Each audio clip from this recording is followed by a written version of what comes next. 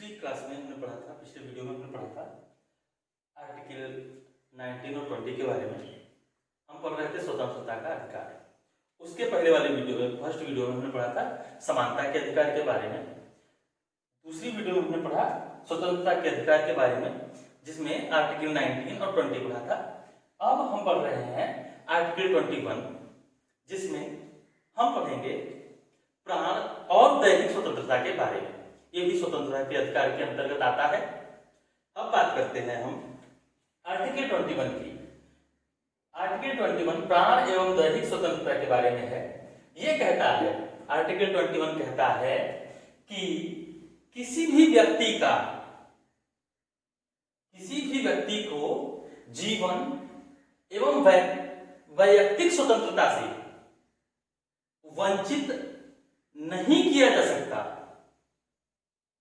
और अगर वंचित करना है तो उसे विधि द्वारा स्थापित प्रक्रिया के अंतर्गत ही करना होगा। मतलब कि देखो, हमने कहा हमें जीने की स्वतंत्रता है। अगर हमें जीने की स्वतंत्रता है तो संविधान हमारा हमें अधिकार देता है कि कोई हमारे जीने का अधिकार नहीं छीन सकता।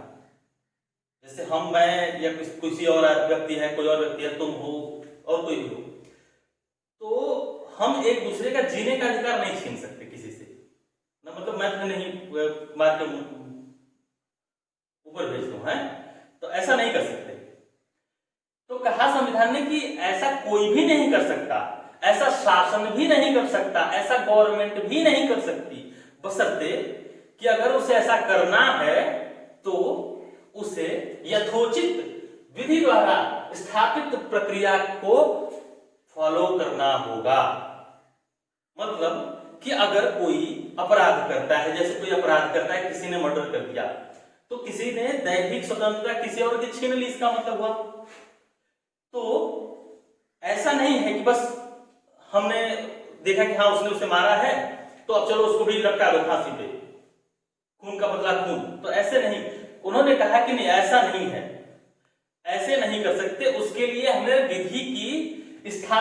विधि द्वारा स्थापित जो प्रक्रिया है, न्यायालय की प्रक्रिया है, उसके अंतर्गत ही हम उस व्यक्ति की दैहिक स्वतंत्रता छीन सकते हैं। इसी विधि द्वारा स्थापित प्रक्रिया में, विधि द्वारा स्थापित प्रक्रिया यूके से ली गई थी। अब ये विधि द्वारा स्थापित प्रक्रिया में ही यथोचित विधि प्रक्रिया भी शामिल है।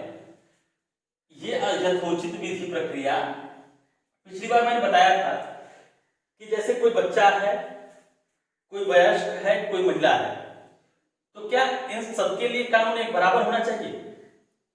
आर्टिकल 14 कहता है समानता का अधिकार, विधि के समक्ष समानता होनी चाहिए। लेकिन आर्टिकल 21 कहता है कि नहीं, यथोचित होना चाहिए। समानता तो होनी चाहिए, लेकिन कैसी होनी चाहिए? यथोचित। यथोचित का मतलब है कि जैसे अगर कोई बच्चा है, कोई किशोर है, तो उनके लिए अलग से दंड विधान होना चाहिए। कोई वयस्क है तो उसके लिए अलग से दंड विधान होना चाहिए। कोई महिला है तो उसके लिए अलग होना चाहिए। इसीलिए देखो, पिछले स्वतंत्रता के बाद से ही किसी महिला को फांसी नहीं दी गई। हमारे भारत में फांसी हुई ही नहीं किसी महिला को, पुरुष को फांसी हो जाती है। बच्चे को बाल सुधार गृह में भेज देते हैं, है ना।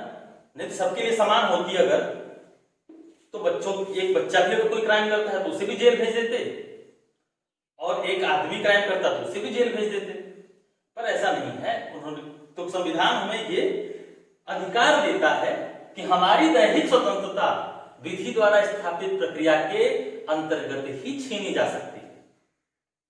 फिर इसी आर्टिकल 21 में कहा गया कि हमें, आर्टिकल 21 क है शायद, कि हमें या नागरिक को, हर भारतीय नागरिक को स्वास्थ्य का अधिकार होगा, अच्छे स्वास्थ्य का अधिकार होगा, न कि स्वास्थ्य का। तो अच्छे स्वास्थ्य के अधिकार के अंतर्गत देखो, अभी कोरोना चल रहा है, कोरोना में अच्छे स्वास्थ्य के अधिकार के अंतर्गत ही हम लोग को गवर्नमेंट उठा के ले जा रही है। लोगों को, जिसको कोरोना पॉजिटिव आया है उसको उठा के ले जा रही है, उसका इलाज कर रही है, उसका देख रेख कर रही है, और फिर ठीक हो जाए तो घर लाके पहुंचा भी रही है। तो स्वास्थ्य के अधिकार के अंतर्गत हमें ये सुविधाएं प्राप्त होती हैं। निःशुल्क दवा की दुकान में निःशुल्क मेडिकल स्टोर, मेडिकल सेवाएं प्राप्त होती है हमें। आप चाहे सरकारी अस्पताल में चले जाओ, वहां दवाएं निःशुल्क है, जांच निःशुल्क है, डॉक्टर निःशुल्क देखता है ना। तो हमें अच्छे स्वास्थ्य का अधिकार है। बच्चों का वैक्सीनेशन, ठीक, वैक्सीनेशन भी इसी स्वास्थ्य के अधिकार के अंतर्गत आ जाता है। दूसरा, पर्यावरण प्रदूषण से संरक्षण। अगर पर्यावरण में प्रदूषण होता है, देखो अगर पर्यावरण में प्रदूषण होता है यहाँ पे हमारे देश में या कहीं भी हमारे आसपास, तो ये हमारी दैहिक स्वतंत्रता को अफेक्ट करेगा या प्राण की स्वतंत्रता को अफेक्ट करेगा। प्रदूषण होगा, गंदी हवाएं, गंदी गैसेज निकलेंगी, स्वास्थ्य को प्रभावित करेंगी और आदमी मर जाएगा या बीमार हो जाएगा, ये जो भी। तो गवर्नमेंट ने क्या किया, इसके लिए संरक्षण बनाया। तो यहीं से आके बाद में इसके लिए रूल्स बनाए हैं अलग से, है ना, कि तुम्हारे अगर बाइक का वो प्रदूषण ज्यादा है, पॉल्यूशन ज्यादा है, तो चालान कट जाएगा, गाड़ी उठा के खींच के ले जाएंगे, है ना, जब्त कर ली जाती है। या चाहे रात में देखो किसी की बारात है और डीजे चला रहे हैं लोग, तो क्या रात भर डीजे चलाएंगे? नहीं। उन्होंने कहा कि देखो ठीक है, मानते हैं कि भाई जरूरी है तुम्हारा डीजे में नाचना, है ना, छम करना जरूरी है, लेकिन तुम रात के 10 बजे के बाद डीजे नहीं बजा सकते हो। तो ये पर्यावरण प्रदूषण से संरक्षण के तहत ही है। वहां नॉइज पोल्यूशन होता है ना। इसी तरह निजता का अधिकार, भारत के प्रत्येक नागरिक को अपनी निजता का अधिकार है। राइट टू प्राइवेसी, तुम्हें अपनी प्राइवेसी का अधिकार है ना। तुम्हारी निजी जिंदगी में कोई दखल नहीं दे सकता, वो तुम्हारी अपनी है। तुम्हें क्या करना है, क्या नहीं करना, तुम्हें टहलना है, तुम्हें घूमने जाना है, तुम्हें सोना है, तुम्हें खाना है, तुम्हें क्या करना है, इसके लिए तुम्हें कोई और बाध्य नहीं करेगा। शिक्षा का अधिकार, शिक्षा का अधिकार भी हमारा मौलिक अधिकार है। ये शिक्षा का अधिकार हमें प्राण एवं दैहिक स्वतंत्रता में मिलता है आर्टिकल 21 के अंतर्गत। इसमें कहा गया कि इसी में 86वें संविधान संशोधन के बाद इसमें 2002 में से 2002 में हुआ था, 2002 में 86वें अमेंडमेंट के बाद 6 से 14 वर्ष के बच्चों के लिए, 6 से 14 वर्ष के बच्चों के लिए निःशुल्क शिक्षा की व्यवस्था की गई।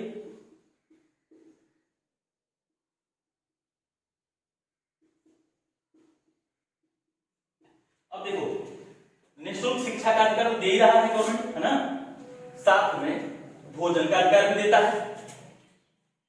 आप देखो मिड डे मील चलाती है गवर्नमेंट, सरकारी स्कूलों में मिड डे मील की व्यवस्था करती है। 6 से 14 वर्ष के बच्चों के लिए शिक्षा का अधिकार दिया उन्होंने, कहा निःशुल्क शिक्षा, सबके लिए अनिवार्य शिक्षा। उसके बाद खाटी भोजन का अधिकार भी देते हैं, हर एक नागरिक को भोजन का अधिकार है। इसीलिए गरीबों को चावल, राशन, गेहूं, दाल, ये सारी चीजें गवर्नमेंट 1 रुपए किलो में बेचती है कभी कभी। अभी कोरोना काल में तो मुफ्त में बांटी है ना। तो भोजन का अधिकार है, शयन का अधिकार है, प्रत्येक नागरिक को शयन का अधिकार है। आपको कोई बात नहीं कर सकता कि आप जगे रहो। आपको अगर जेल भी हो जाती है तब भी आपको शयन का अधिकार है, जेल में भी भोजन का प्रबंध करना ही होगा, तो सरकार करती है। और विदेश भ्रमण का भी अधिकार है, आप जब चाहो तो विदेश जा सकते हो, विदेश घूम सकते हो, आप पे कोई रोक टोक नहीं लगाई जाएगी, बशर्ते कि आप पर कोई अभियोग या मुकदमा न चल रहा हो या न्यायालय द्वारा आप प्रतिबंधित ना हो या डिफाल्टर ना हो, अदरवाइज आप विदेश भ्रमण कर सकते हैं। अब एक बात इसी आर्टिकल 21 में एक बात और है कि आर्टिकल 20 और 21, आर्टिकल 20 क्या था हमारा कि संरक्षण था, कानून से कुछ संरक्षण प्राप्त थे, हमें कुछ शक्तियां प्राप्त थी वो। और आर्टिकल 21 हमें आर्टिकल 20 और आर्टिकल 21 को आपातकाल में भी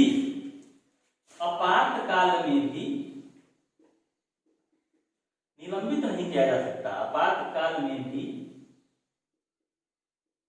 निलंबित नहीं किया जा सकता।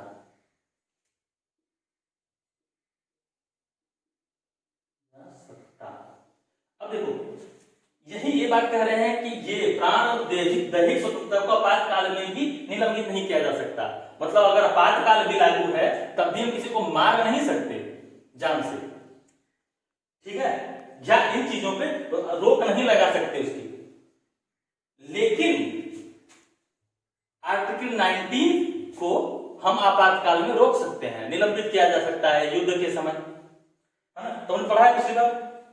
अभी ये कहते हैं कि आर्टिकल 20 और 21 को आपातकाल में भी रोका नहीं जा सकता, उस पर रोक नहीं लगाई जा सकती, उसको प्रतिबंधित या निलंबित नहीं किया जा सकता, वो आपको अबाध रूप से। ऐसे ही वीडियोज के लिए लाइक, कमेंट, शेयर और सब्सक्राइब करें हमारा चैनल। Thank you.